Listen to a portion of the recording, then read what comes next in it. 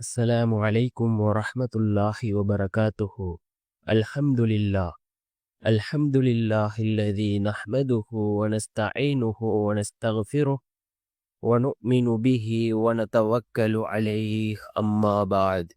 அன்பிற்குரிய அல்லாஹ்வின் நல்லடியார்களே, அன்பு சகோதரர்களே, நாம் தொடர்ச்சியாக பார்த்து வரக்கூடிய துஆக்களினுடைய திக்ருகளினுடைய தொகுப்பில் இன்று நாம் பார்க்க இருக்கின்ற விடயம் என்னவென்றால், இன்றைய தினம் ஜும்ஆவுடைய நாளாக இருந்து கொண்டிருக்கின்றது. இந்த ஜும்ஆவுடைய நாள் அசருடைய தொழுகையை தொழுதுவிட்டு இந்த 4 திக்ருகளையும் ஓதுவோம்.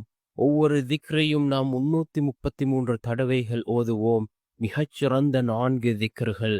இந்த திக்ருகளை ஓதுவதன் மூலமாக அல்லாஹ் ஜல்ல சுப்ஹானஹு வ தஆலா நம்முடைய தேவைகளை பூர்த்தி செய்து தருகின்றான். கவலைகள், கஷ்டங்கள் அனைத்தையும் அல்லாஹ் நீக்குகின்றான். நிம்மதியான சந்தோஷமான வாழ்க்கையை அல்லாஹ் நமக்கு ஏற்படுத்தி தருகின்றான். நம்முடைய நீண்ட நாள் தடைப்பட்ட காரியத்தை கூட அல்லாஹ் அதனை நிறைவேற்றி தருகின்றான். நாம் நடக்காது என்று ஒரு காரியத்தை வைத்திருப்போம், அந்த காரியத்தை கூட அல்லாஹ் நடத்தி வைப்பான். அந்த அளவுக்கு சிறந்த அற்புதமான 4 திக்ருகளைத்தான் நாம் இன்றைய வீடியோவில் பார்க்க இருக்கின்றோம். அன்பார்ந்தவர்களே, அல்லாஹ்வின் நல்லடியார்களே, அதிகமானோர் நம்முடைய சேனலை சப்ஸ்கிரைப் செய்யாமல் பார்த்து கொண்டிருக்கின்றீர்கள். நீங்கள் சப்ஸ்கிரைப் செய்து லைக் இடுவதன் மூலமாக நமது சேனலில் உள்ள வீடியோக்கள் இன்னும் பல சகோதரர்களுக்கு கொண்டு போய் சேர்க்கப்படும்.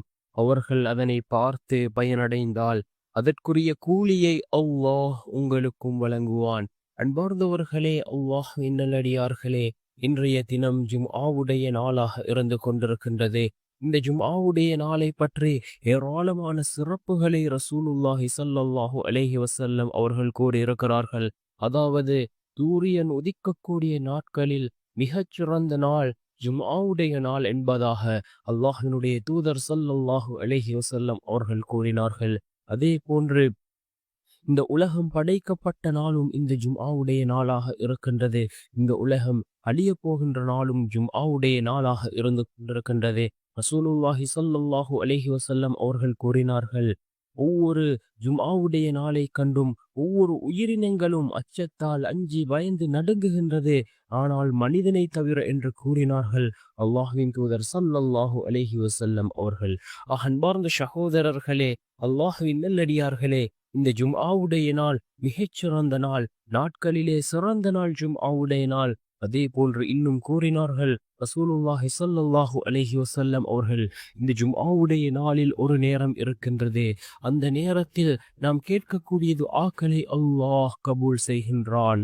அது எந்த நேரம் என்பது பற்றி இமாம்களுக்கிடையே பல கருத்து வேறுபாடுகள் இருக்கின்றது. சில இமாம்களினுடைய கருத்து ஜும்ஆவுடைய நாள் ஃபஜ்ருக்கு பின்னால் உள்ள நேரம் என்பதாகும். இன்னும் சில இமாம்களுடைய கருத்து அதாவது ஜும்ஆவுடைய நேரம் என்பதாகும், அல்லது ஜும்ஆவுக்கு பின்னால் உள்ள நேரம் என்பதாகும். ஆனால் அதிகமான இமாம்களினுடைய கருத்து என்னவென்றால், ஜும்ஆவுடைய நாள் அசருக்கு பின்னால் உள்ள நேரம். அசருக்கும் மக்ரிபுக்கும் இடைப்பட்ட அந்த நேரத்தை தான் ரசூலுல்லாஹி ஸல்லல்லாஹு அலைஹி வஸல்லம் அவர்கள் குறிப்பிட்டார்கள் என்று அதிகமான இமாம்கள் கூறுகிறார்கள். அன்பார்ந்தவர்களே, அல்லாஹ்வின் நல்லடியார்களே, மிகவும் சிறந்த ஒரு நேரம் இந்த ஜும்ஆவுடைய நாளில் இருக்கின்றது. அந்த நேரத்தில் நாம் அல்லாஹ்விடத்திலே பிரார்த்தனை செய்தால் நிச்சயமாக அல்லாஹ் ஜல்ல சுப்ஹானஹு வ தஆலா நம்முடைய பிரார்த்தனைகளுக்கு அல்லாஹ் பதில் வழங்குவான். நம்முடைய துஆக்களையும் அல்லாஹ் ஏற்றுக்கொள்வான். இந்த 4 திக்ருகளும் மிக முக்கியமான திக்ருகளாக இருந்து கொண்டிருக்கின்றது.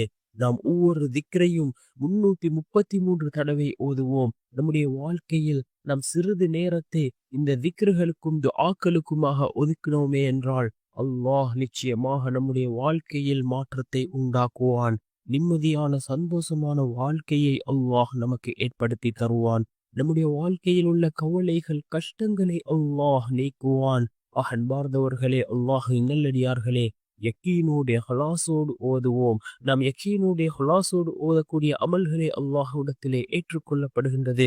நாம் ஒரு தடவை செய்வோம், அல்லது 2-3 நாட்கள் செய்துவிட்டு நான் துஆக்களை அல்லாஹ்விடத்திலே கேட்டேன், என்னுடைய துஆ கபூலாகவில்லை என்று கூறுவதை விட தொடர்ச்சியாக நம்முடைய துஆக்கள் ஏற்றுக்கொள்ளும் வரை, நம்முடைய திக்ருகள் கபூலாகும் வரை நாம் தொடர்ச்சியாக அல்லாஹ்விடத்திலே பிரார்த்தனை செய்வோம்.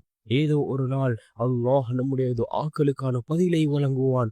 அன்பார்ந்த சகோதரர்களே, அல்லாஹ்வின் நல்லடியார்களே, முதலாவது திக்ர் நபி இப்ராஹிம் அலைஹிஸ்ஸலாம் அவர்கள் ஓதிய திக்ர். நபி இப்ராஹிம் அலைஹிஸ்ஸலாம் அவர்களே அந்த நெருப்பிலே அந்த மன்னன் இடச் செய்தான். அதாவது 3 நாட்கள் வரை நபி இப்ராஹிம் அலைஹிஸ்ஸலாம் அவர்கள் அந்த நெருப்பிலே இருந்தார்கள். மலக்குமார்கள் வந்து நபி இப்ராஹிம் அலைஹிஸ்ஸலாம் அவர்களிடத்திலே, நான் உங்களுக்கு உதவி செய்யட்டுமா என்று கேட்டதற்கு நபி இப்ராஹிம் அலைஹிஸ்ஸலாம் அவர்கள் கூறினார்கள், ஹஸ்புனல்லாஹு வ நிஅமல் வக்கீல். அல்லாஹ்வே மிகச்சிறந்தவன், பொறுப்பேற்பவர்களில் அவனே மிகச்சிறந்தவன் என்று பொருள்படக்கூடிய எனக்கு அல்லாஹ்வே போதுமானவன், பொறுப்பேற்பவர்களில் அவனே மிகச்சிறந்தவன் என்று அல்லாஹ்விடத்திலே உதவி தேடினார்கள். அல்லாஹ்வினுடைய உதவி நபி இப்ராஹிம் அலைஹிஸ்ஸலாமுக்கு வந்தது. எவ்வாறென்றால் அந்த நெருப்பு குளிர்ந்த ஒரு நெருப்பாக அல்லாஹ் அந்த நெருப்பை மாற்றினான். அந்த நெருப்பு நபி இப்ராஹிம் அலைஹிஸ்ஸலாம் அவர்களை தீண்டவில்லை, சுடவில்லை. அன்பார்ந்த சகோதரர்களே, அல்லாஹ்வின் நல்லடியார்களே, இந்த திக்ர் ஹஸ்புனல்லாஹு வ நிஅமல் வக்கீல் என்ற இந்த திக்ரை நாம் 333 தடவை ஓதுவோம். மிகவும் சிறந்த ஒரு திக்ராக இருந்து கொண்டிருக்கின்றது.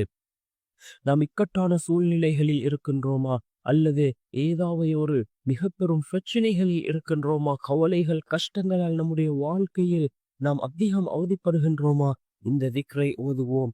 ஹஸ்புனல்லாஹு வ நிஅமல் வக்கீல் என்ற இந்த திக்ரை நாம் அதிகமாக ஓதுவோம். அதன் பின்னால் இரண்டாவது திக்ர் என்னவென்றால், அஸ்தக்ஃபிருல்லாஹ ரப்பி வ அதூபு இலைஹ். அஸ்தக்ஃபிருல்லாஹ ரப்பி வ அதூபு இலைஹ் என்ற இந்த திக்ரை 333 தடவை ஓதுவோம். இதுவும் மிகச்சிறந்த ஒரு திக்ராக இருந்து கொண்டிருக்கின்றது. அஸ்தக்ஃபிருல்லாஹ ரப்பி வ அதூபு இலைஹ் அல்லாஹ்விடத்திலே பாவ மன்னிப்பு தேடக்கூடிய ஒரு திக்ராக இருந்து கொண்டிருக்கின்றது. நம்முடைய தலைவர் ரசூலுல்லாஹி ஸல்லல்லாஹு அலைஹி வஸல்லம் அவர்கள் ஒவ்வொரு நாளும் 70 முதல் 100 தடவைகள் இஸ்திக்ஃபார் செய்யக்கூடியவர்களாக இருந்தார்கள். நாம் எந்த அளவுக்கு அதிகமாக இஸ்திக்ஃபார் செய்ய வேண்டும், இஸ்திக்ஃபார் செய்வதால் நம்முடைய வாழ்க்கையில் என்ன நன்மைகள் கிடைக்கின்றது? ரசூலுல்லாஹி ஸல்லல்லாஹு அலைஹி வஸல்லம் அவர்கள் கூறினார்கள், கவலைகள் கஷ்டங்கள் இதை அனைத்தையும் இஸ்திக்ஃபாரின் மூலமாக நீங்குகின்றது.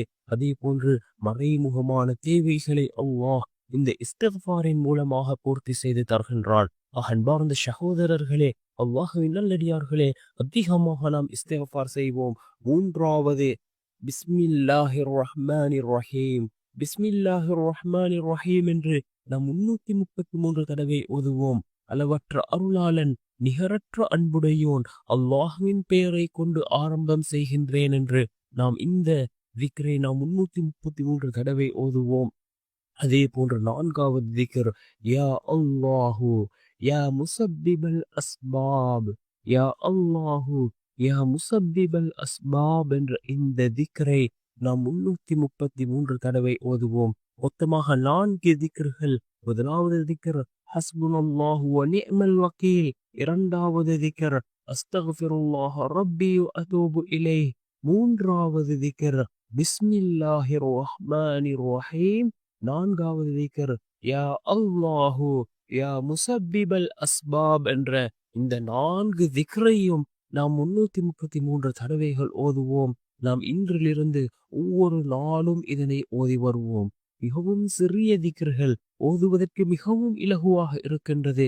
நாம் இதனை ஓதி அல்லாஹ்விடம் பிரார்த்தனை செய்வோம். நிச்சயமாக அல்லாஹ் ஜல்ல சுப்ஹானஹு வ தஆலா இந்த திக்ர்களின் மூலமாக அல்லாஹ் நம்முடைய வாழ்க்கையில் மாற்றத்தை உண்டாக்குவான். பிறந்த ஒரு வாழ்க்கையை அல்லாஹ் நமக்கு ஏற்படுத்தி தருவான். வல்ல நாயன் நம் அனைவரின் பாவங்களையும் மன்னித்து உயர்ந்த ஜன்னத்துல் ஃபிர்தௌஸ் என்ற சுவனத்தில் நம் அனைவரையும் ஒன்று சேர்ப்பானாக. ஆமீன்.